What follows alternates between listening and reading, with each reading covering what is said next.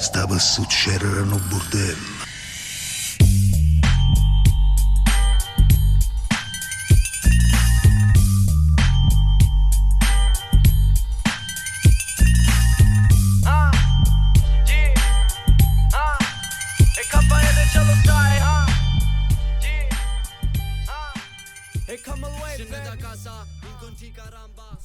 All right, what's going on, folks? Hope you're all doing well. Welcome back to the Bordello. It's episode 244. Sam Adamo coming at you live at DiLo's house. DiLo's back on the pod. It's nice to have a producer again. It's nice to have someone to yell at. I'm facing you. DiLo's right behind the camera. This is actually an ideal setting for a pod. It's a little nippy outside. It's Got the planes flying by. It's fall. We got planes flying by. We had a blue jay fly overhead before. It's beautiful, beautiful out here. It's not that dissimilar to my place. A lot of greenery. We're like 5 minutes away from each other. Our moms could shop at the same supermarket. Realistically, we're that close. So much like the backdrop in my house, right? Very green. Similar thing going on over here. We got birds flying overhead. You DiLo asked me. You asked me if my father was a bird guy because I said. Blue jay, it's my dad's favorite bird. And you go, is he a bird guy? I go, no, he doesn't know anything about birds. He just likes blue jays. And you said, oh, my dad's a bird guy. He likes to point out all the birds that he sees. Well, right. So I asked you, does he bird watch? And you said, well, no. He's a real dad about it. He's just like, see that? See that? Cardinal. It's a cardinal right there. Beautiful, beautiful bird. You know, that's my goal one day is to just be, entertained by the birds. Yeah. As a dad, just be a dad who likes the birds, you know?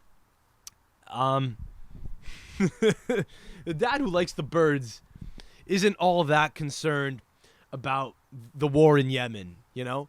It's a better place to be mentally, you know? Yeah. Well, thank you for letting us podcast here. I went into your place to have a whiz before, and I stole your brother's Gucci slides. I felt very lavish, and it's a lovely place you guys have. My only complaint is that you have the toilet paper, because I use the bathroom, right? The toilet paper is sort of, I don't know, it's backwards from the way that I am used to it. Huh? What do you mean, it's upside down? It's facing down, as opposed to overhanging. It underhangs, and you got to pull the toilet paper down instead of over. I don't know if that's a thing you guys do. I don't know if that was a lapse in judgment, maybe. Wait. Just to be clear, it's because you had to pull. It was like you pulled down instead of pulling from under. I had to pull up from under instead of it. Okay. The normal way Right, when you go to a public bathroom, which I think we can all agree upon. We can all agree is the universally agreed upon way to lay out toilet paper. You pull down and tear off. Here. At the DiLo place, we pull up. That's fine. I'll let my mother know. To each their own. If you could, you know. I will do. If you don't mind, you know. Just it's constructive. Constructive feedback. No, feedback. Feedback. It's not criticism. It's feedback. You could say there was a guy over at the house who's never been here before, and not for nothing, he said the place smells great. It's lovely. The toilet paper is a little bit lackluster, you know. Get your act together, maybe crack the whip. But so how's your knee? We talked for a while before we started potting, but update the people at this on point, what's been going on. Are we litigating the public healthcare system in Quebec? If it's an option, we might have to go through that. Okay. See what happens when we get the update on the meniscus. Well, litigation is going to be a theme of this episode. Right. I have not told you where we're going with this, really. I think you have an idea of where we might be going. Now that you bring that up. It's a bit of a teaser, but anyway. Yeah, but no, the knee's feeling good, other than it's a little swollen.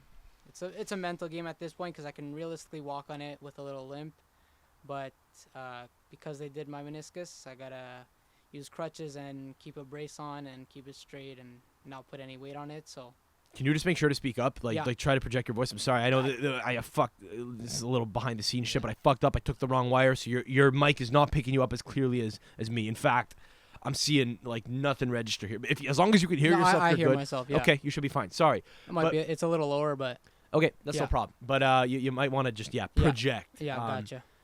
Not ideal. I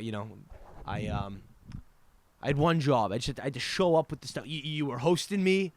I just had to come prepared, and I could not. So I apologize for that. But look, so just to be clear, because we got shit to get into here, but this is like some important housekeeping that we kind of have to just address. So you, to be very clear, did your ACL. ACL. They said suspicion of meniscus. I wasn't sure if they were gonna do my meniscus. They weren't sure. Only once they got in there, they were gonna be able to tell if they needed to repair my meniscus also. And they did repair They it. did repair it. And then they sent you home and They said, sent me home. enjoy your new ACL. I'm sure they told me right after the surgery that they probably repaired my meniscus, but I was under too much anesthesia. But they can't prove that. They can't prove that they told you, right? It No, wasn't I recorded. don't remember. We're building a case here. I We're have building no a. clue. I we're remember building a- asking the nurse, or not the nurse, but the girl that was like watching over me after the surgery. Which, by the way, lovely people. Those people are lobotomized. So you got to take whatever she told you with a no, grain of but salt. I remember asking her, I'm like, how did it go? And she's like, yeah, that's the third time you've asked me this. And she was losing patience a No, little no, bit too. no, Was she it wasn't- Haitian? It wasn't in Was that. she It wasn't Haitian? in that tone. Was she a husky African American? Because that would No, make no, it better it for was- me. it was like a you know, younger- that's the third time you've been asking me. Boy, you good. You know, It was a younger white lady. they have attitude also. But it wasn't in. It's a little bit cuntier. It wasn't in that tone. I don't know how to say it. Like there was no like sass or anything to it. She just pointed out that it was the third time I've asked her that. Not in like a losing patience type of manner. Was she or flirting anything. with you? That's the third No. time you've asked me. Not in that tone either. Okay. But Somewhere in between. it just made me realize that I was like, okay, I don't remember asking you the first two times. Then she told me like, she brought up that they gave me Tylenol or something, or the painkillers and Tylenol, and I don't remember them giving me that either. So there's a point after the surgery where I don't remember, and I'm sure they probably told me what they did to my knee. Like they most likely. Anyways, they on all the repaired your papers- meniscus, and they were grossly negligent, nefarious treatment of a patient. I think. And then on all the papers they gave me, clearly even on like hand here. the physio paper, like the referral to give to my physio, like what the physio should do, it just said ACL as per protocol. Nothing about meniscus. So then when I did go to my physio, he's like, did they repair your meniscus? I'm like, I have no clue. He looked Showed at him the paper. and he's like, I guess they didn't. Right. He's like, okay, Fantastic. then you can walk on it whenever you feel comfortable And it turns out the protocol for a meniscus is very different. You weren't supposed to walk at all. for And 6 weeks. And here's my favorite part about this whole thing is you went in for a follow-up with the surgeon the other day, and you just strut on in because you're feeling better. Walk in, no you crutches, turn no a big brace. corner. And the first thing he says is, where are your crutches? Where's your brace? I'm like, I was like kind of stunned. I was like, I'm not in pain. I thought he was just like, okay. Even at that point, I'm still like not thinking meniscus. I thought he was just trying to be like safe, and that's what I was supposed to do. But it didn't say that on the paper. It just said, because they gave me an ACL paper. They didn't give me a meniscus paper. Sure. Protocol, like what I should do after the surgery. And it just said everything like as comfortable, like whenever you feel comfortable. So you come in. He says, "What are you doing?" And he asked you, "Are you not taking this seriously?" And what I love about that is, I was telling you before, he probably thought like you were behaving like an immigrant, like old man or something, who gets a surgery, and just says, io mi sento bene, non mi serve get this, I don't need crutches, I'm good. I'm gonna get this shit away from me. I'm gonna walk okay now, Like he thought you were that. Yeah. He thought you were that guy who was like, I'm good, I don't need medicine, I don't need to listen to these doctors. And you told him, I was unaware that my meniscus had been done. And he kind of shrugged it off and goes, and he left. Yeah. And then I was talking with like the assistant or whatever. And you had you not put two and two together with her, it would have not really, you wouldn't have known, basically. He failed, he like didn't acknowledge it almost. Yeah. It's almost like he knew if he acknowledged it, he'd be acknowledging fault. I think you might have a real good case here, son. Let's see. We have to explore all legal avenues. Well, the good news is my lawyer's actually on the way. So after the pod, we could talk with him. Yeah. So he's on the way. Perfect. He's for the legal segment that we're gonna do later. Yeah, he's great. He's fucking awesome. The Adamo family's personal attorney. He's on the payroll, so we can have him examine your case as well. So We'll get to that later. I want to talk about something else. First of all, so I got to be careful with how I skate around this because I signed a non-disclosure agreement when I stopped working for the Montreal Impact a number of years ago. And frankly, I don't really remember reading it. I certainly don't remember what was in it. The contents of the agreement that I signed. I definitely don't remember it now, but I don't even know if I read it then at the time. I think I just signed it and was done with my job type of thing, But so I'll be delicate here. But let's talk about Matko Milovic for a sec here, okay? Because I think if there was ever a pod story for us, it's this. It's local. It's close to home. It takes place in Laval. There's violence. There's scandal. There's debauchery. So let's get into it. I think a lot of people, because most of the listeners who are, fans of this pod kind of like follow football at least passively, a lot of you guys might have heard of this story, but let's just recap what happened, okay?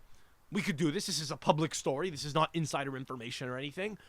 Matko Milovic is a midfielder from Argentina.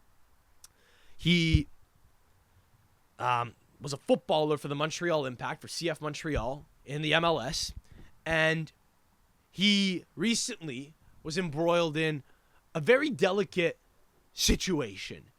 He apparently went to go play QCSL soccer in Laval, which is a private beer league, and he scored like 6 goals in 3 games. They discovered his identity. Apparently he was playing under a fake name. We've all been there. I've done that. We had a guy playing under under the name Alex Hunter once with our team, from FIFA, number 29. And by the way, we got away with that for like a pretty long time, considering you'd think that the people that, play soccer in a league are aware of FIFA and shit like that. This was when Alex Hunter was a new phenomenon too, that everyone was aware of. Everyone was really hot on that feature, the journey, right? I think it was called on FIFA 18, 19, 20, whatever it was. So we've all been there, but the guy played under a fake name, under an alias, no problem. He was playing on like a buddy's team or some shit, and he got kicked out of the league, or I think they told him, listen, you can't come around anymore. You can't play under a fake alias. A week goes by, and he goes to watch the team play, and he gets into it with some Hispanic guy on the other team. They start yelling at each other in Spanish. Milovic spits on him and punches him. The guy wants to file for assault. And here's my issue with this whole thing. So Matko Milovic has had his contract terminated by MLS for having violated the collective bargaining agreement because apparently, I don't know, I guess he had misrepresented the league. It's a bad story. Apparently, he punched someone and that's, it hasn't been proven. I mean, it happened. It 100% happened, but it's an allegation right now. So, the players union is kind of supposed to, protect this guy. But the real issue is apparently it's a violation of his contract to play any extracurricular type of football activity, right? So, like when Carlos Tevez played that prison match and got his ankle destroyed a few years ago, it's for that reason, right? It's for shit like that, which can happen. It's also not a great look on, the league if a fucking MLS player is playing in a garage league, I guess, on paper, right? Optically, that's sort of their idea because, PR people are lame and don't see the fun in any of this shit, unfortunately. So it's also why in Gerard Piqué's league, I don't know why I pronounced it Catalan, Gerard Piqué. You remember that five-a-side league that they stream on Twitter or YouTube, whatever it is? The Kings League? King of the Cage. Yeah, the Kings League. There was a footballer with an active contract who played with a Matador mask back over the Christmas holidays. For this reason, because it's a breach of contract. So, and the thing is, everyone, I think, knew who that guy was. People were able to put 2 and 2 together, but nobody actually pursued him. And nobody went after him. His club didn't, get him in trouble. It's kind of like a, live and let live type of situation. But the guy's had his contract terminated because the story got out. Now, here's my issue with it. Why the fuck did the story get out?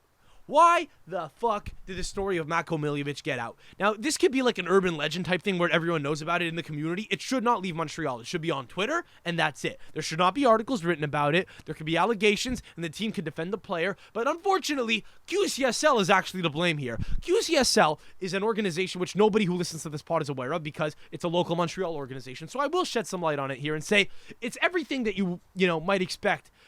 By all accounts, I think it's a fine league. It's a private fucking league, but it takes place in Laval, and I've talked extensively about Laval on this, pod. It's It's that neighborhood. Your city has that neighborhood, and Laval is that neighborhood in Montreal. It's the neighborhood where people commit tax evasion. It's the neighborhood where people are affluent but not educated. Yeah. You know, if there was going to be a Real Housewives of any part of our city, it would be there. Fair enough? Cool. So, there's a list on their website. I sent you a link. If you go to the QCSL link, if you just want to pull this up here, maybe we'll overlay this during the episode at one point, but I want to go over a couple of names here of suspended players. They have a whole tab on their website, on the QCSL website. One of the tabs is suspended players, because there have been so many players over the years who have been suspended that they need to have a whole fucking database, because this is Laval, where, you know, you have a bunch of psychopaths that'll just start fights with each other in the parking lot. So there's a whole extensive list of players who have been banned over the years on the QCSL website, and I texted it to you. Dude. So, fucking, here we go. Just pull this up. Thank you. Great. Why don't we look at this whole list here? So, basically, Mako Milovic wound up on the suspended players list from the QCSL league. It's in their database. Why did they do this is the question, right?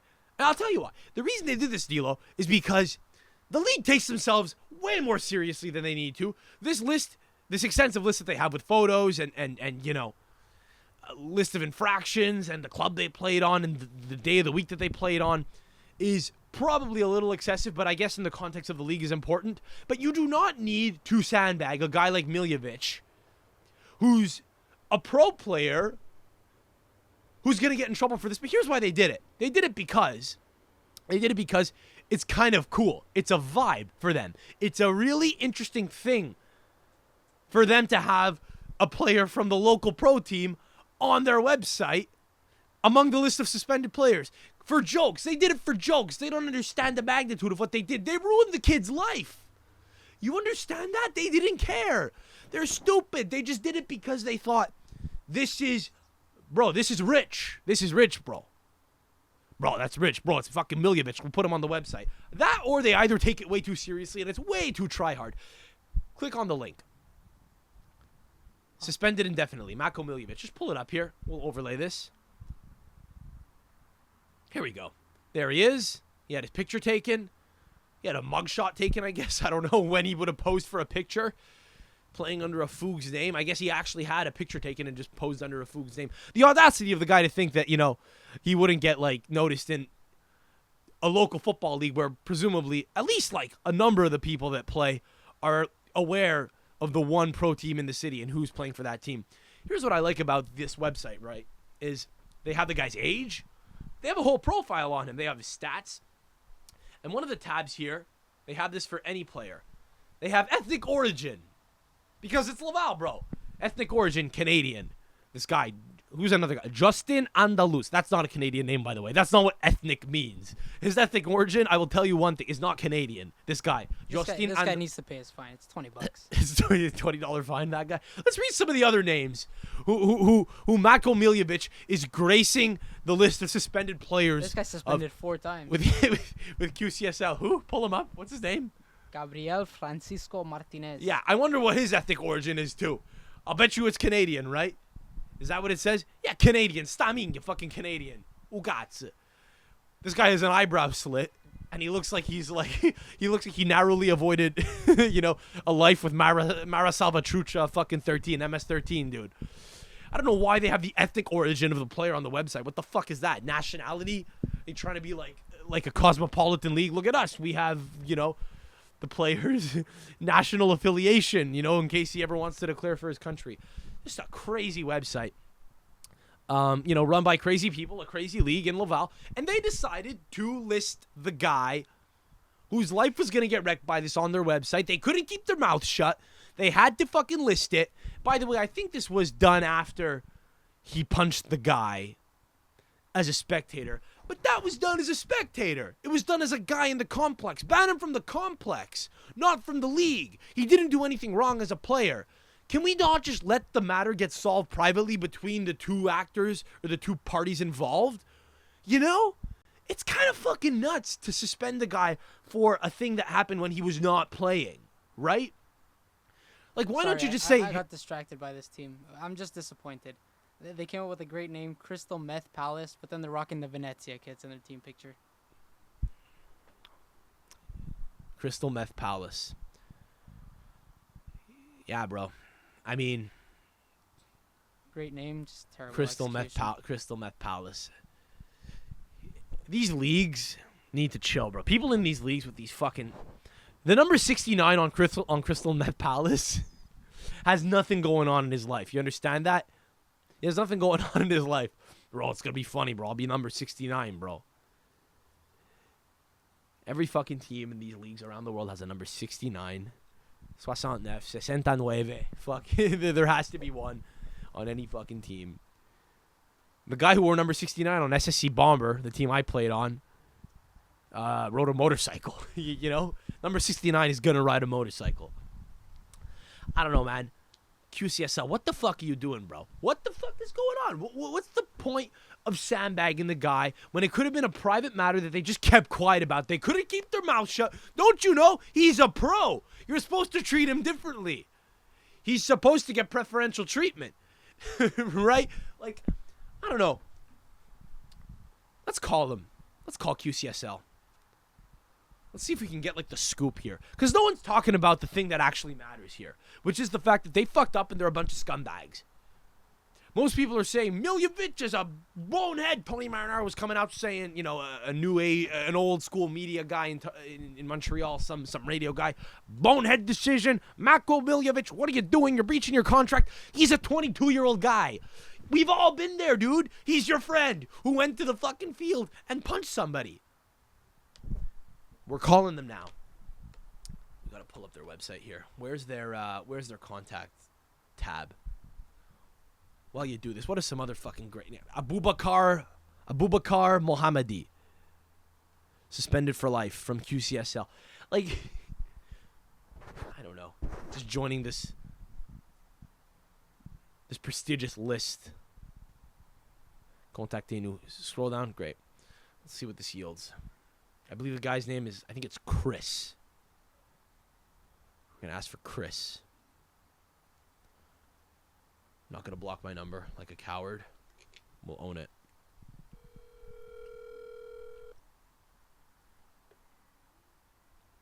Own this call. By the way, if they don't answer, this is how we reached out for a request and were denied and did not receive a response. This is how that happens. Like that article about me. They didn't reach out for me. They didn't reach out, by the way. They claimed they emailed me. They did not. DiLo. What the fuck, man? There's a scandal going on. Pick up. Merci d'avoir appelé les Ligues de Soccer QCSL. Thank you for calling QCSL Soccer League. Thank you for calling the league. Laissez votre message. Please leave a message. Cock. After leaving a message, you can hang up or press pound for more options. You feel good about what you did, bro? Where's Chris? I need to speak to Chris, bro.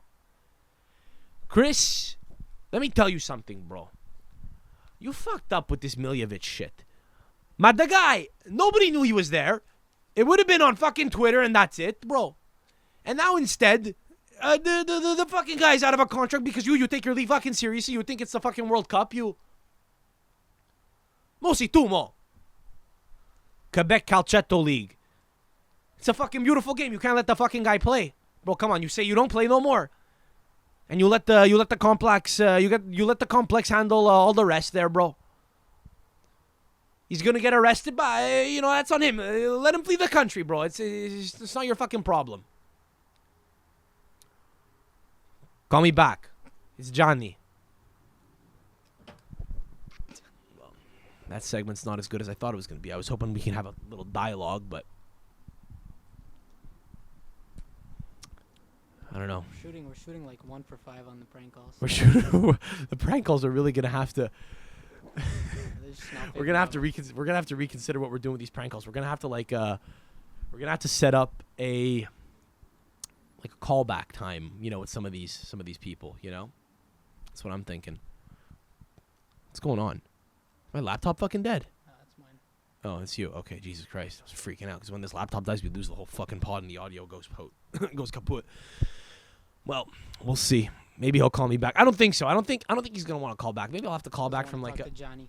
maybe tell you what. I'll like call back from. I'll block my number now, and I'll just keep calling incessantly, and we'll call another like 3 times. But anyway, so while this rings, is he taking a shit, bro? It goes to a guy's cell phone number, bro. There's no way that the guy's not in office.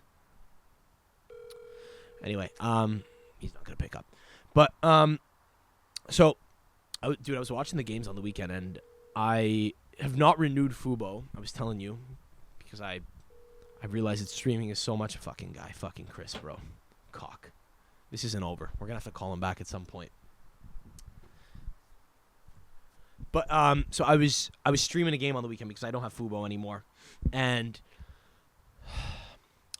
here's the thing. So I streamed the games on, and I know there's a number of people that listen to this podcast that are in the United States, so you guys will kind of be a little bit more familiar with this sort of thing. But I'm going to be honest. Listen, Calcio fans in the U.S., I've not been aware of what you guys have been going through for the past little while. I'm deeply sorry for the shit that you guys have to be subjected to when you guys watch Serie A games. DiLo, have you ever seen the Paramount Plus coverage of Serie A or like CBS? Yeah. Golas? Okay, so here's the thing. Wait, which one are we talking about? Are we talking like the Henri or the Serie A? No, the Serie A one. Okay, yeah. So, and Chris Italia thinks that I should work in soccer, and if there's any one like entity that would hire me, it's probably these guys. So I might be burning the boat now, and I might be burning the bridges, right? That's clumsy. I might be burning bridges before they even exist, before they've even been built.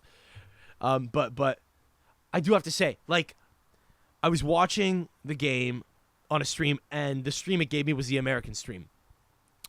Can you pull up a video, please? Guys at CBS, you need me. You need me more than I think you realize you do. You need me more than I need you, okay?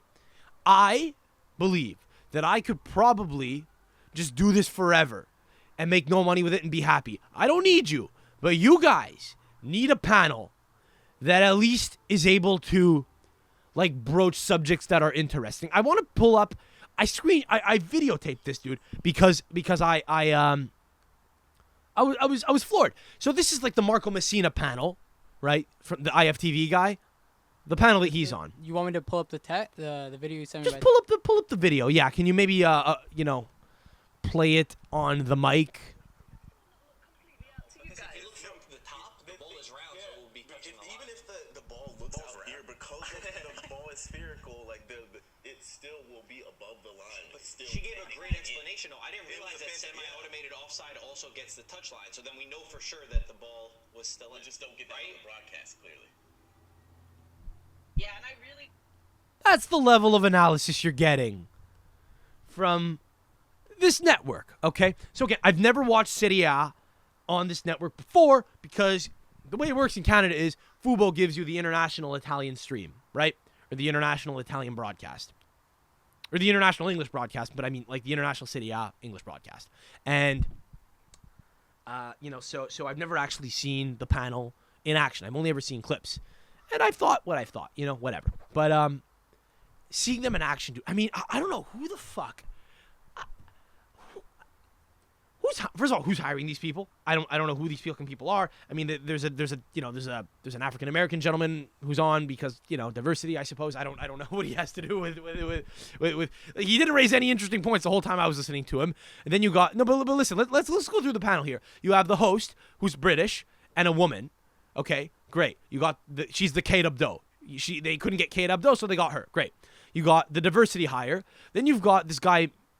I think his name's Mike Grella. He played. Great. So you got the former pro. Then you got IFTV Marco. So you're so you got a guy who's, you got the pro, you got the diversity, you got the lady, and then you got, I don't know, the young guy who's supposed to like appeal to the masses. And I have no issue doing this because here's the thing. I feel like Marco and I might actually hit it off if we were to like, meet and hang out in day-to-day life. And I get that this kind of like comes off as being like really weird if I'm yelling about a guy on a podcast that nobody listens to in a backyard. However, I'm entitled to do this because he agreed to come on the pod a year ago and then he ghosted. So I am now allowed to have a chip on my shoulder. And if I ever work with a guy, maybe, I don't even know if I'd hold it against him because I probably would have like not come on my pod too. Sometimes people say, Sam, do you want to come on? And I say, this guy doesn't look like he has anything for me. And I just don't really respect what he's doing. So I won't, And maybe that's what it is for him. I actually am okay with that, I have no issue with that whatsoever. I think it'd be very funny if I could say, hey, remember the time, remember when, you didn't come on the pod. But anyway, IFTV Marco, do you see they have a new merch line. They have a new Calcio merch line. It says Forza Italia on their merch. They have Forza Italia hats, like the political party, because they sell to people who have been like, who have just, who have no idea, what anything in Italy is. We were talking about this before, how like Mambo Losco, like this Italian rapper who has an American dad, is kind of seen as like the most American guy ever because he can go on like a radio show and he could say, what's poppin', what's crackin'. Like the Italians have no idea what goes on in the U.S. and the Italian Americans have no idea what's going on in Italy. So you have these people, these fucking brain dead people who have been, who have been half lobotomized. like the nurses who I referred to at the start of the pod. Very similar type of person. Nurses and Italian Americans. Lobotomized. Truly. And they see that, right? Oh, Forza Italia, bro. They'll see that and they'll know that I want, Italy to do well. Forza Italia. But they don't know that it's fucking Silvio Berlusconi's political party, bro. Why don't they just fucking slap a picture of Silvio Berlusconi fucking, pulling his dick out on a shirt? Because that's basically what they're doing, right? Like if you wore that shit in, if you wore that shit in the wrong town, if you wore that shit in Livorno, like a communist town in Tuscany, you might get, like, accosted, legitimately. And the thought of a guy from, I don't know, Philadelphia, going to Livorno with a IFTV Forza Italia hat, he's like, bro, I'm in Livorno. I'm going to go watch a calcio game. Calcio is life. I like calcio. I like IFTV. Look, I'm wearing a calcio hat. Forza Italia. Getting accosted and told, told off. Getting told, I don't know. Non sa neanche cos'è, non sa neanche cos'è, di cosa si tratta, Nell'accento toscano. Vedi come quando sono italiano a Livorno. Ma io sono comunista, capito? Io sono comunista. Tu non sei un cazzo dei comunisti. Tu sei un cazzo di quello che stai sostenendo, tu.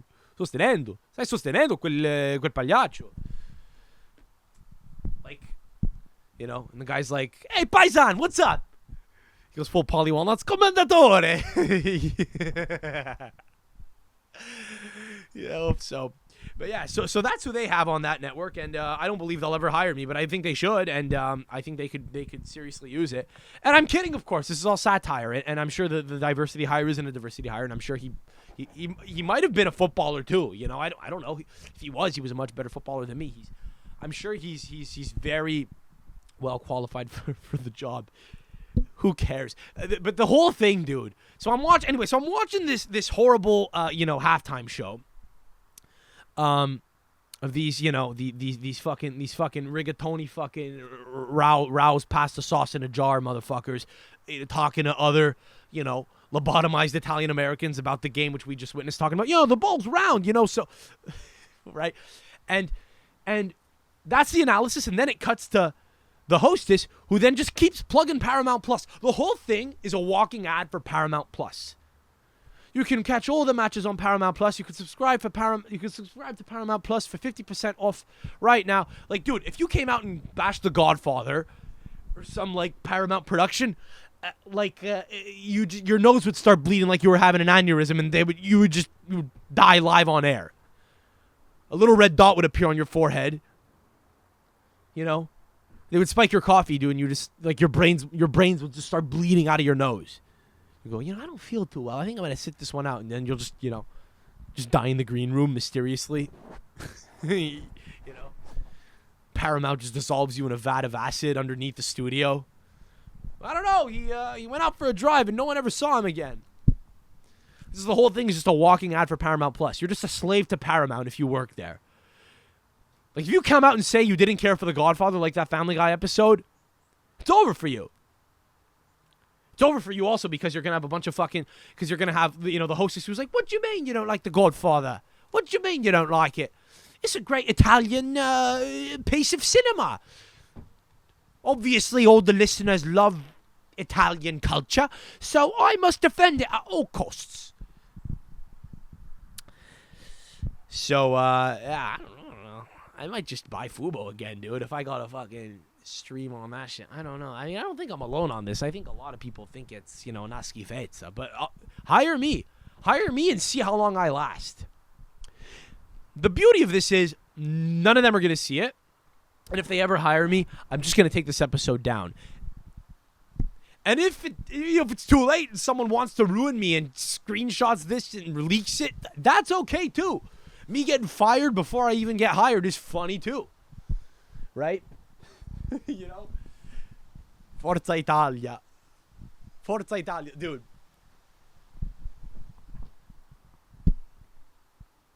Conservative Party of Canada.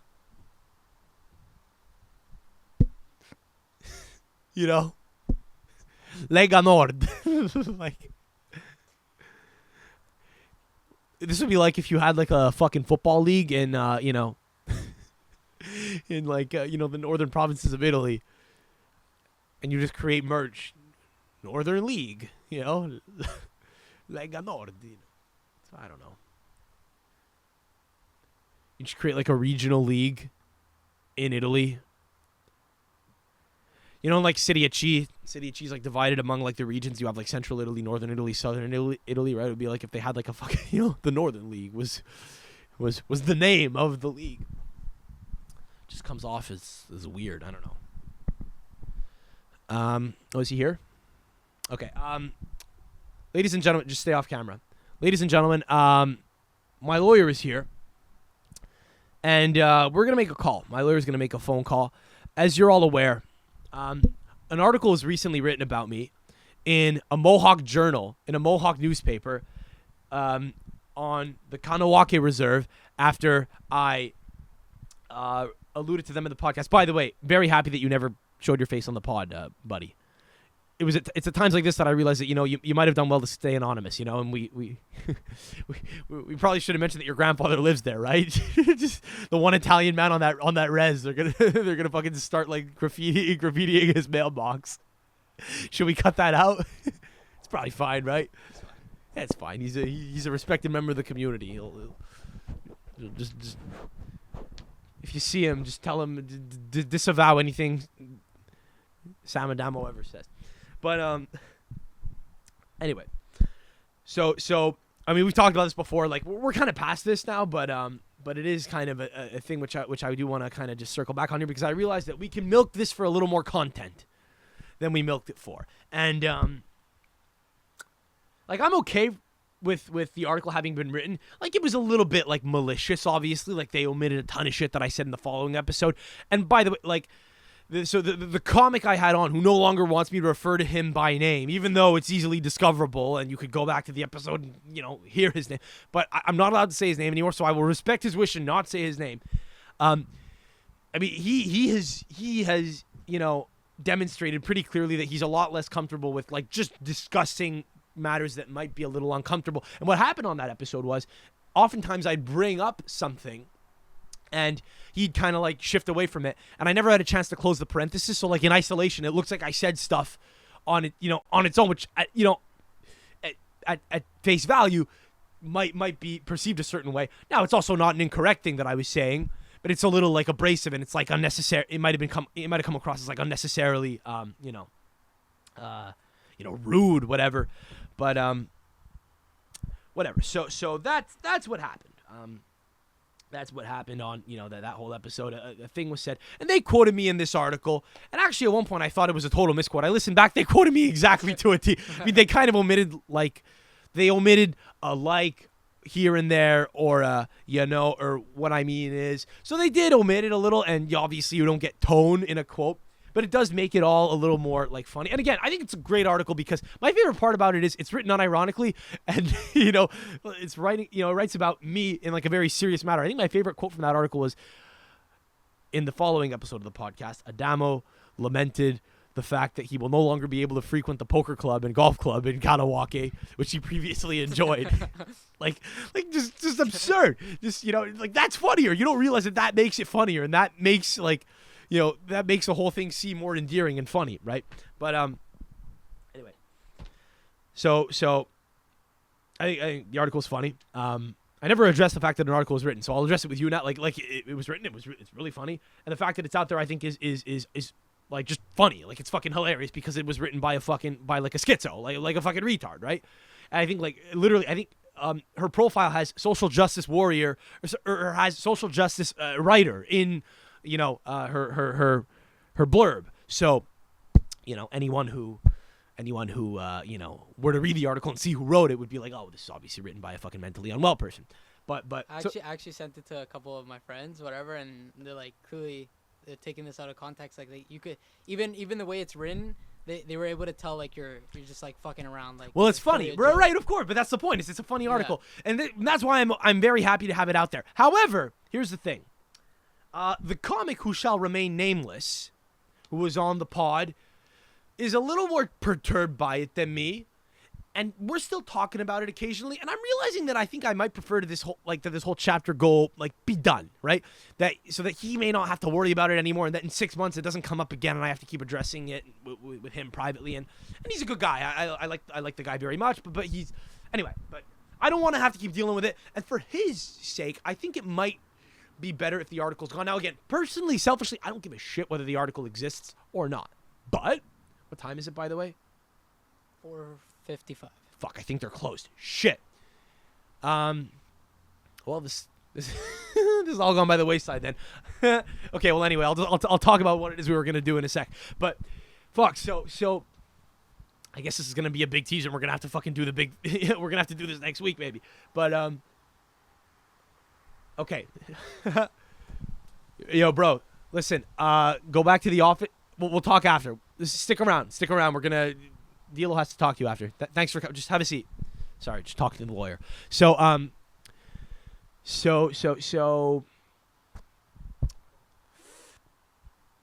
I don't care if this article continues to exist because it's funny and it's kind of cool. And it's gonna happen again at some point in my life, probably, if I have any success at all. So I'm okay with that. I accept that this is, like, just part of the, part and parcel of doing this sort of thing. But one thing that I would still like to do is have fun with it. Unfortunately, what they fail to account for is them doing this, and this article being written has opened up a can of worms now where they're now really exposed to, like, a crazy situation in which I am able to fuck with them and have fun and just be petty. Now, again, I don't actually need their money, but, and now, listen, the last thing I want to appear as doing is going back and reclaiming, any kind of restitution from these folks. I understand that that's a bad optical look. That's not what I'm trying to do here, right? Your grandfather inhabits their land. Like, this is a really tough look, as is. We're not trying to make this any harder than it needs to be. Okay? But I'm prepared to take them on a bit of a ride. Andare in giro, as you might say. And we're going to do that. I guess the segment's going to have to be next week because they are now closed. I believe the Eastern Doors office, which is the name of the publication, closes at 4:30. And if I know, listen, I don't want to assume, but I don't know if the hustle bustle in Kanawake is the same. I don't know if it's the same hustle bustle as, like can I say Wall Street maybe, where they stay late. And I feel like it might be I'm clocking out. There's 2 people that probably work there. It's a very small office, I would assume, right? I'm not making assumptions about indigenous people and calling them lazy drunks or drug addicts. That's not what I'm saying. That's not what I'm saying at all. I think they live great holistic lives, much more dignified than that which the white man has subjected them to, arguably. Now, I think a lot of people on the reservations now who continue to inhabit, those communities have a bit of a chip on their shoulder, and I think that that chip on their shoulder manifests itself. It rears its head in their interactions and their thoughts and their behavior and the way they defend certain things and the way they speak. And that's fine. And they're stupid people everywhere. I mean, my communities, fucking Italian Americans have mostly been lobotomized, as I've said. This isn't about, comparing, this isn't a competition. But yeah, I don't know. This is me now skating around. This is me making sure that nothing else is quotable. Should I just come out and say, like, I think we should do a Holocaust on the natives? Should I just come out and say that and just see if they're stupid enough to take the bait? Because I don't think that, obviously. But I think we should do a Holocaust on Italians first, and then we'll talk about who comes next. But so yeah, I don't know. I don't suspect they'll answer half an hour after they were supposed to close. I think it's probably a very small operation. That's what I'm saying. So look, so next week we'll look to call the newspaper during business hours, and we'll present we'll present our legal case to them. And again, we won't get into any detail here as to what it is we're going to be calling them about, but our lawyer will be coming back, and he'll be coming on, and we'll have him take time. It's fine. He's on the payroll. Don't feel bad about it. Listen, man. Listen. You can head out. We'll call you about DiLo after the fact. Just after the pod's done. Just sorry you had to come out here, but dude, it is what it is, bro. You're on the payroll. Fuck. This is what we pay you for, bro. All right. Ciao. Okay. So. Yeah. I mean, next week we'll follow up on this, and we will put the fear of God into them, and yeah, bro. Bro, you don't know who I know, bro. You don't know who I'm gonna fucking call, bro. You wanna fuck with me? I'll send in the fucking big guns, bro. I'll send in the heavy legal hitters. We got a squirrel just running through the backyard here. It's like Alice in Wonderland over here. What's that? Alice in Wonderland or Neverland or fucking The Wizard of Oz? Just animals fucking coming on up and. No! Snow White! That's the one where the animals talk. That squirrel, you got a black squirrel just hopping around. That's bad luck, bro. Why is that bad luck? I don't know. I think a black squirrel is that a black cat? I don't trust black animals because I'm deeply scared of witchcraft. That's what I'm afraid of.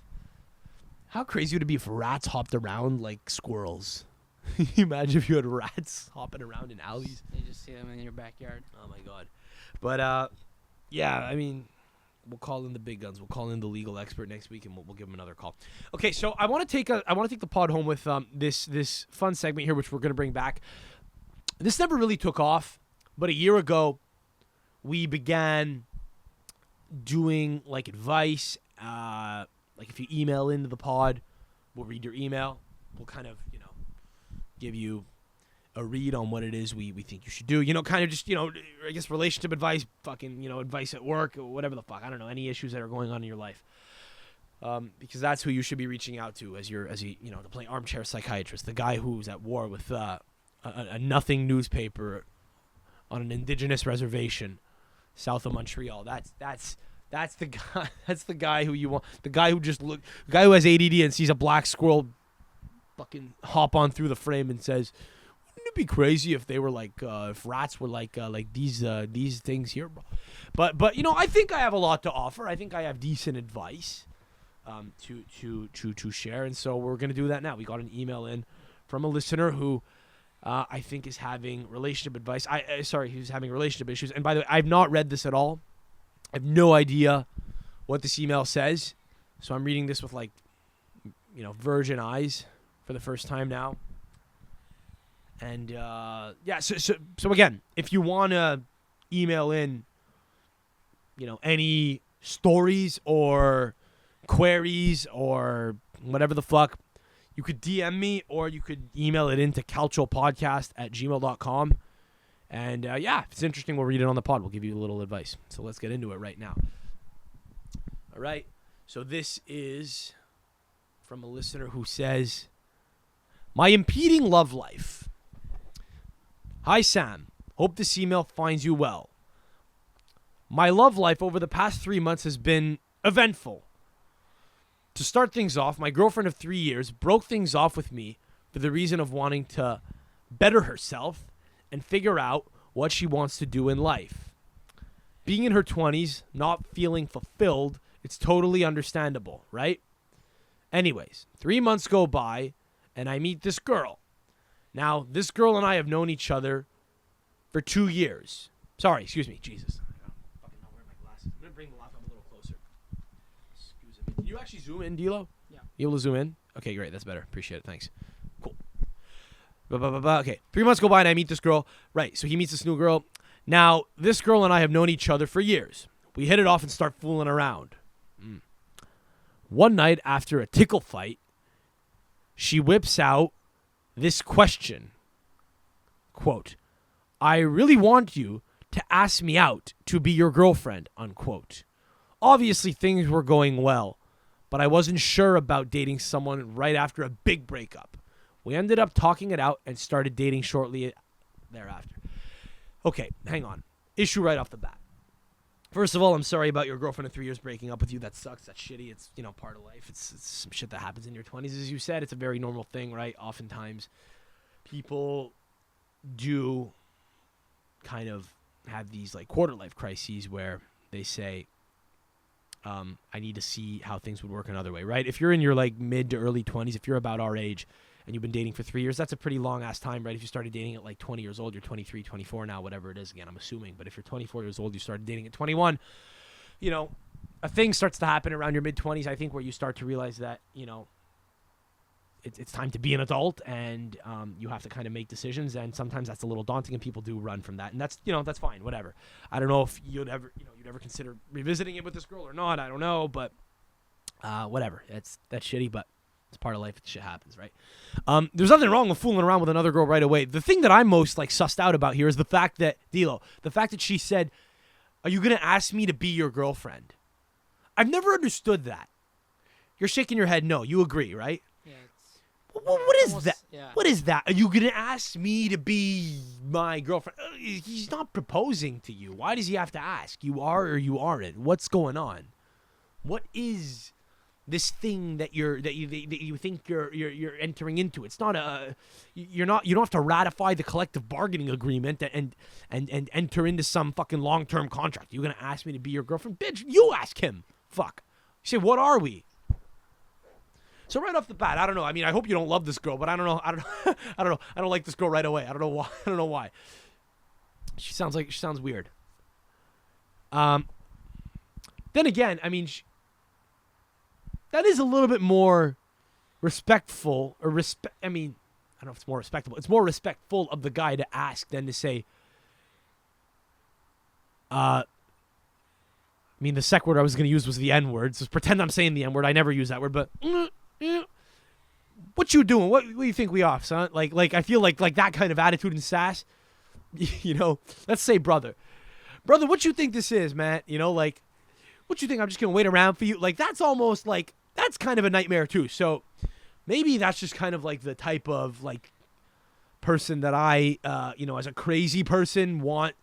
Is someone with attitude who will go after it and say, what's going on? What, excuse me. But anyway, two ways you can go with it. But right off the bat, I'm a little sussed out by that. Okay. So a month of dating passes and things are going well. So you're dating this girl. Great. She's met my parents, my friends, and had planned a sick weekend hiking trip with me. Okay. In short, the weekend went really well, but Monday she seemed off. Off in the sense that her head was elsewhere. She was thinking of something else. I'm reading this as best I can. There are a couple typos here, but I'm making do. These are the guys that write into us, bro. Fucking guys who can't fucking... to be fair, I make typos all the time. I never read and review anything, and neither do the fucking people that I count as listeners because they raw dog life. You see, this is what it is. They just fucking write the email, they fucking send it. Send it. Anyway, so you could tell she's thinking of something else. The week goes by, and we have supper together. But the next day she wants to talk. That's never good. She calls me and tells me she wanted to tell me something in person and that she feels like a shitty person, the whole spiel. So you know where this is going right off the bat. She tells me that since school started, she's been feeling more lost than ever. Not going to school and working full-time for the first time in her life has her feeling unfulfilled. Yeah, that's a common theme. This is, by the way, this is Okay, so this is actually like, I know there's a bunch of like fucking people on alpha male TikTok that'll now come out and say this shit and yell about it, and PBD can tell you this, and Jordan Peterson can tell you this, and you're not coming to stupid idiot Sam Adamo for this shit.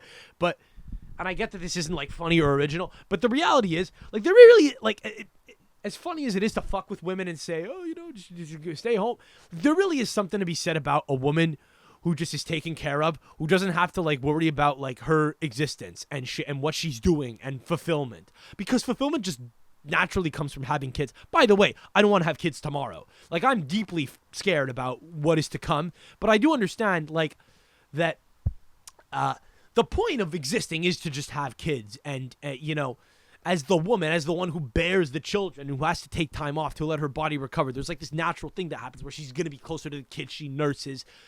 Like, biologically, this isn't like a hot take anymore. Like, I get that like 5 years ago you said this and everyone was like, oh shit, like, this is a big fucking, this is a big dick swinging guy coming out here saying this. But it's not a very scintillating point anymore. But this is a thing that I've noticed happens, not for nothing, with a lot of young women who start working who fucking hate it because they're not doing, the thing that they love. And very few women are. And then the ones who are kind of crazy because they've like just, decided to dedicate themselves fully to like a craft. And anyone who's like super all in on a passion is just deeply selfish generally and doesn't want to have kids for a very long time. And it's why people are having kids later, and it's why society's, falling apart. And by the way, what's good for thee is not good for me, because I want to fucking have kids like as late as fucking possible because I want to buy time. But like, I do acknowledge that it is better for society if we're all just having kids right now and men are all like chasing goals and making money and providing for people, and women can feel fulfilled and get provided for. Because ultimately, I think women feel fulfilled generally when they can just buy like a matching kitchen set. Like, they could buy the Smeg mixer and microwave and blender, and they make the house, they home make in a way that feels good. Like, there's just something about like creating an environment that makes like setting a vibe, setting a tone. It's why like their bedrooms are all so, it's why they all smell good, and why they deep clean their bedroom all the fucking time, and they just have this inkling to create like comfortable spaces, just like men kind of like to play video games because it's like going to war. It's there's a level of competition involved when you're playing a sport or you're shooting at guys. There's war, there's conflict. Men are always trying to solve conflict. There is something deeply seated inside of us. So, okay, it's young woman, not working anymore, feels unfulfilled, taking it out on her, new relationship. Anyway, the listener continues. Let's just call him Dino. Calling him Dino. Dino continues. I'm a very understanding person, and I obviously want the best for her, but it still hurts. She continues with saying that she feels like we rushed into things. To keep it less lengthy, we break up. Fine. We rushed into it. Well, you fucking asked the guy, what the fuck are we? What is it? Because that's the thing. That's the thing. There is, DiLo, there is like an urge to like settle, right? Like, women do want security, right? I think people want security, right? People like the idea of being in a relationship. Women especially want security. They need security, right? Men can be promiscuous and fucking spread their seed anywhere. I think there's like a real need to like say I need to know that you're mine, right? Yeah. I mean, I guess it works both ways too, because if, you're a guy, you want a woman to be yours, because if, a bunch of other guys are fucking her, then, and she gets pregnant, it could be anyone's, right? It's like a mutual thing where, like, I think people do want to secure the relationship. But still, like, the flip-flop on it, it's a little tough. Anyway, so he says, to keep it less lengthy, we break up. He says, wait, it gets better. My ex texts me the same day. Oh, great. I was emotionally exhausted, confused, sad, frustrated, you name it. So what did the ex want? For some context, the Monday after the hike, I had posted some pictures of the weekend, and one of those posts happened to be of my new girlfriend walking.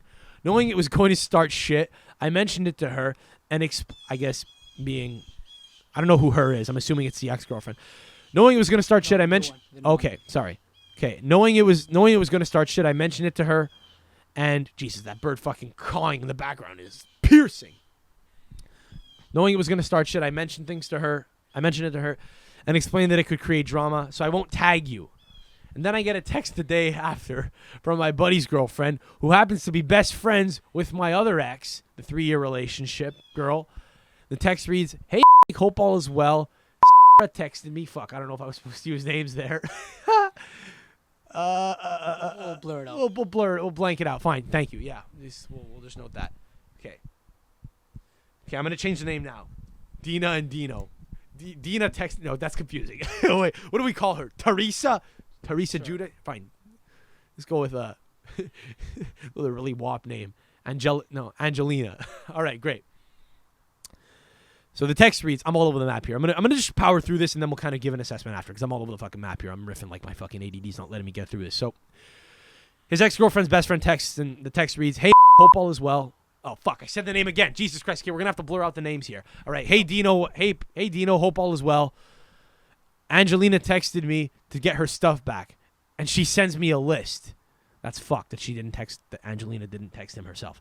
The issue with this list is that I had thrown out 2/3 of it and the item she wanted and I still had was given to my other friend, so I had to retrieve it.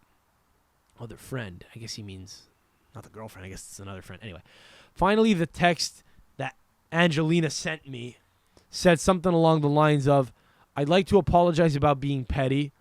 I was hoping to get closure. Let's meet up when you're ready. What the fuck? How did you move on so fast? I'd like to continue having you in my life. Yeah. Well, you know. Here's the issue. I'm going to finish this, actually. I'm going to finish the whole thing, okay? So this got me thinking. I wasn't sure what was going on with my new girlfriend. I was not sure about the ex situation. To conclude the story, the same night, I went to new girlfriend's house. We'll keep her name out of it. Where she prepared her room for a movie night to show me she cares. At this point, I'm just like, what the fuck? We watched the movie, had some tickle fights, and went home. I had seen her Friday as well, which did not make things any clearer.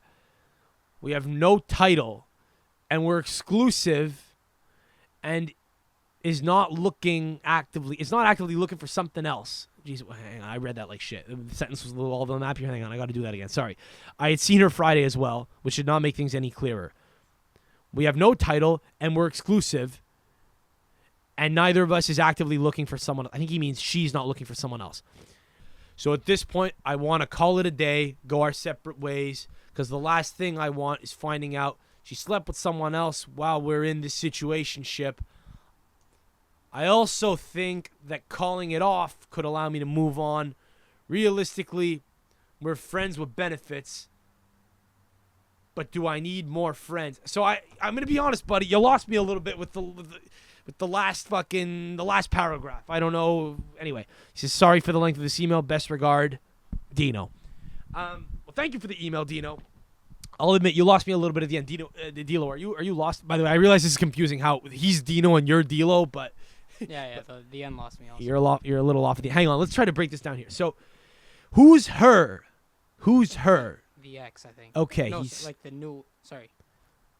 most recent ex. The most recent ex he had just seen. Things are not clear. Yeah, here. I went the same night I went to right. new. Oh, Jesus Christ. Okay. So basic. Anyway, the details of the timeline, of who was seen when doesn't really matter. The point is, this guy's all over the map here. It is an impeding love life indeed. Basically, he's in a weird sitch. He loves the girl. Okay, I'm going to talk to you now, Dino. Okay, so Dino, I get it. You love Angelica. I'm going to have to stop calling. Jesus Christ, I'm fucking getting lost with these names here. Okay, just number one, number two. All right, yeah. Number one is numero uno because she was the first one. Number two is number two because she's like, the rebound. Great, that's better. Okay, so Dino, we get it. You love number one. You were with her for 3 years, presumably because you love her.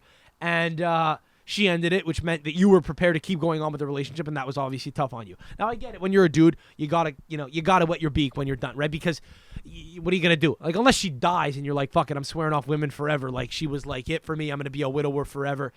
And even then, like, maybe you just say, fuck it, I'm swearing off relationships ever because that was it. But like, I'm gonna get my dick wet. I get it. But this is a case of you saying, like, there's no chance of having a relationship with this girl again. She's not dead. Like, I have to fall into another, I have to get in, I have to get back on the horse, right? It's normal that you might fall into another entanglement in the pursuit of something new because that's what going out, and playing the field is about, right? Is fucking falling into new entanglements.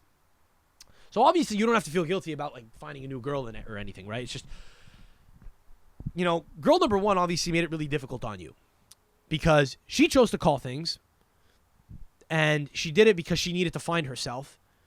And it turned out that having time to herself didn't really yield that much closure.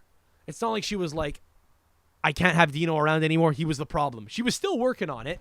She saw your Insta story, saw that there was a new girl number two involved, and then she sent, her fucking friend, as the double agent to, I don't know, gather intel, get a vibe check or whatever. So obviously she still cares, and you gotta put yourself in her shoes here, right? Girl number one did make her own bed here, and she is having to sleep in it. But imagine if you broke up with your girlfriend and you find out that she's fucking someone new.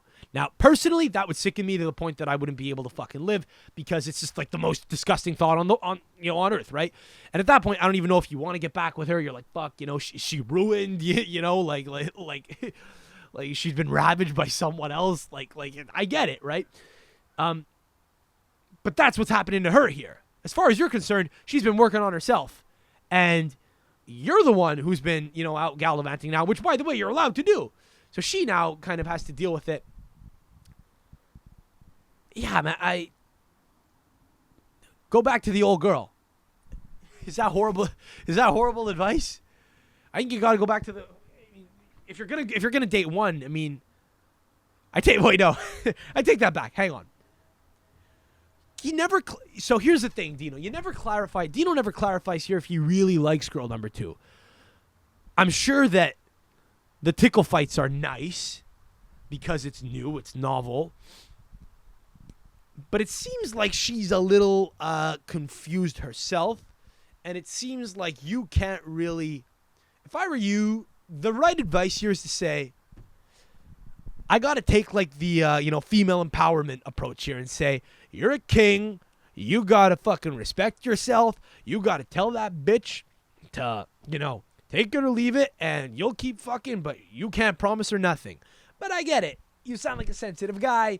You want to kind of be in a relationship. You're a relationship guy. You were in a relationship before. You're a sensitive guy. You're a good guy. You listen to this pod, so you're funny, right? I get it.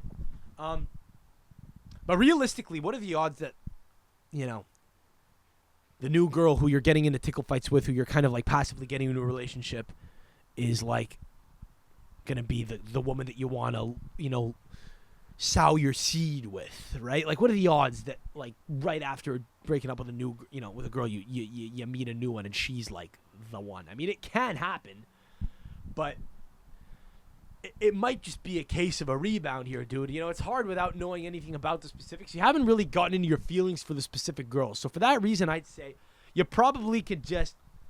You want to get your dick... Listen, the scumbag move... Here's the thing. It's a scumbag move if you're getting your dick wet in two places. You can't do that. If you have any intention of getting back with girl number one, you got to just cut it off with girl number two. You can't be a piece of shit and do that to her, right? And I get it. You might be mad because...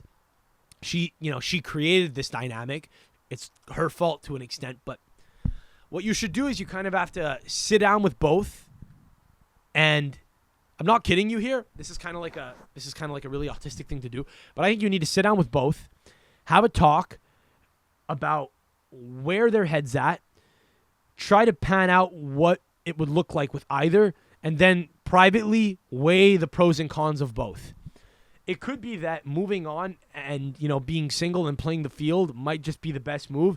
And being single and playing the field might involve leaving girl number one, firmly in your rear view and going after girl number two, continuing to have tickle fights. But, because you don't have an official title, you could still kind of play the field. That's the scumbag move, but you can do that. You kind of just got to be honest and say, I don't know, I'm not really into it. Now, personally, I was never that guy. I never did that. I also been in a relationship since I'm 20, right? So I never had like a lot of time to fucking, be successful, rich, and just have a ton of fucking women coming my way to the point that like I'm swatting them away and I'm just that cold, heartless guy. I also like never thought I could have done that because I felt like I would have felt bad doing that to any girl who's good, because the girls who will like have really casual sex generally, it's a type of woman, right? It's a type of woman. It's not typically the type of one, the type of gal that you want to, get pregnant on purpose. You know, it's so I never like really personally was a guy who could like treat a woman like a piece of meat and say, yeah, I have nothing in common with her. She's got an OnlyFans. I have no respect for her whatsoever. I think she's one of these fucking bitches that should be going to Miami to like, look for a light-skinned guy with like a face tattoo, and that's like who she's looking for, right? She wants to date like NLE Chopper or Tyga, but like fuck it. Obviously, I'm not that guy, but she'll fuck me for the night, so I'll do it anyway. Like I was never that guy. I always found that weird. Like I always enjoyed like talking. 'Cause I'm a talker, right? Naturally, right? Like I talk to people like like pathologically, right? So what winds up happening is the basis of like any flirtatious encounters like start through conversation. It's how I got my girlfriend, right? It was through conversation, conversing. And so there's a more like holistic kind of thing that happens when you go about it that way. So I've always kind of been that guy. I was never really like a super fucking I was never a super predator, like who's out here just fucking like just hitting multiple girls at a time and openly telling them, by the way, this is an exclusive. I'm making a point of telling you there's no title. Like so I don't know how you skate around that. I don't know how you tell this girl who you were dating for a month but now you're not dating, by the way, I'm gonna go back to fucking other girls. Like it sounds like it's a little messy and well, obviously it's messy, but it really sounds like if you're going to pursue one, you have to get rid of the other. That is what I would say. Under no circumstances do you see both at once. If you go back to one, you end it with two, you say, listen, I still love number one. I'm sorry, that's it. We're going to give it another go. Thank you for helping me get over it. Good luck to you. And you do the hard thing. You fucking sack up and that's it. But if you want to move on with your life because you think that it might be toxic to go back to number one and you don't really think they're moved on and you just think that they're kind of like hung up on you because of the fact that you moved on quickly, then maybe leave her in the rear view, but you got to realize that she probably just came to an epiphany where she realized, look, I thought I needed answers and I still need answers, but I don't want to do it without him. So, I mean, that's deep, bro. She doesn't sound like a cold, heartless bitch.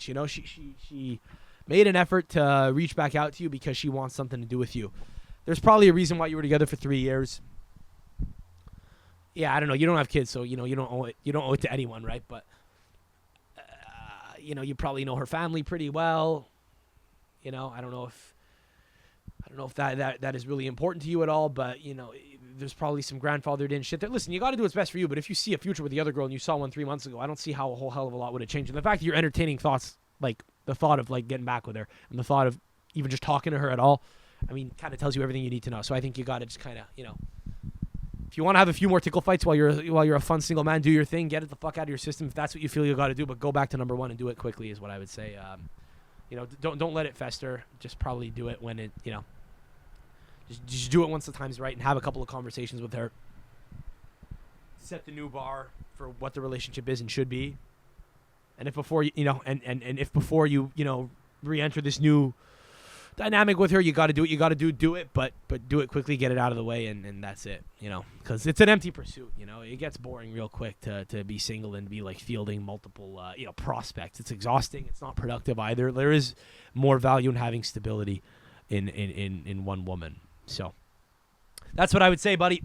So I mean, that was all over the map, but yeah, I don't know if you got anything going on. Your coach is a prick. Your boss is a prick. Your sister's a cunt. Email calciopodcast@gmail.com. Send me a DM. Feel free. I don't know. That was good. DiLo, that was all right. That was decent. Good comeback. Was that empathetic? Yeah, good advice. Good advice. All right. Put myself in his shoes. Lovely. Good. Listeners, thanks for tuning in. Please follow me at I'm Sam Adamo if you don't already. Subscribe to the channel, leave a like. You could leave a comment if you wish to. This was a long one, but I enjoyed it, DiLo. This was cool. Thank you for allowing me into your humble abode. We'll look to do this again next week. And yeah, we'll let's call our lawyer my lawyer, who's now your lawyer, and we'll get some advice. And, we'll keep that matter private. We won't have to, involve the hospital. But we will drag the Mohawks into the mud. because they want to play. And I have nothing against the Mohawks. I just have an issue with the white bitch who wrote the article about them, and I think she'd be fun to torture. So we're going to do that. We're not going to do it forever. We're going to do it briefly, and we're going to get her to bend to our will because we can, and it's fun, and it's going to be a big moral victory for all the bros that listen to this. We're going to go, let's fucking go, and that's it. We're going to move on to, disparaging Italians, in the future predominantly. So, listeners, thanks for tuning in. Much love to you all. Till next time. Alla prossima. Ciao.